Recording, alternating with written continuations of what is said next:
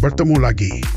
Ahli Majlis Pimpinan Tertinggi Bersatu Yang Berhormat Datuk Zainul Fazli Paharudin mendakwa terdapat usaha pihak tertentu yang menekan Tan Sri Muhyiddin Yassin untuk menarik balik perletakan jawatannya sebagai pengerusi PN.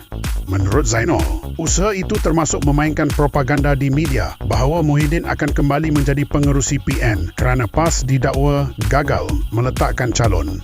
Propaganda ini ditabur dengan tujuan untuk melindungi kedudukan mereka sekiranya Muhyiddin bukan lagi mengetuai PN.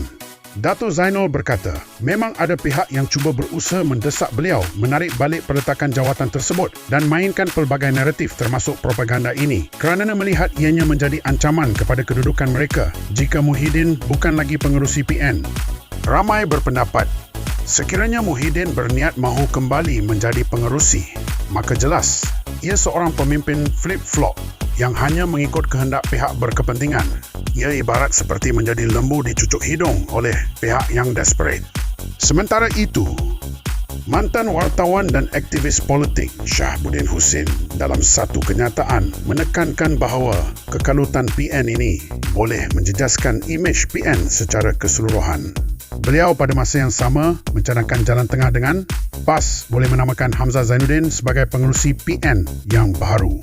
Katanya, sebagaimana PAS sebelum ini telah mencadangkan nama Hamzah sebagai ketua pembangkang, pencalonan parti itu menamakan Hamzah sebagai pengerusi PN lebih mungkin untuk dipersetujui majoriti daripada dibantah. Beliau menambah bahawa langkah ini berpotensi menyelesaikan isu dalaman PN sekaligus dapat mengelakkan konflik antara KEM dalam Bersatu dengan gabungan parti lain. Dengan pencalonan ini juga, ia memberi isyarat awal tentang calon Perdana Menteri seperti mana sistem Westminster. Pelbagai pihak berpendapat bahawa Muhyiddin bukan lagi pilihan utama. Inilah realiti yang tidak dapat diterima oleh sekumpulan mereka yang berkomplot di belakang Muhyiddin. Sekian. Jangan lupa subscribe, like dan share laporan terkini politico.my.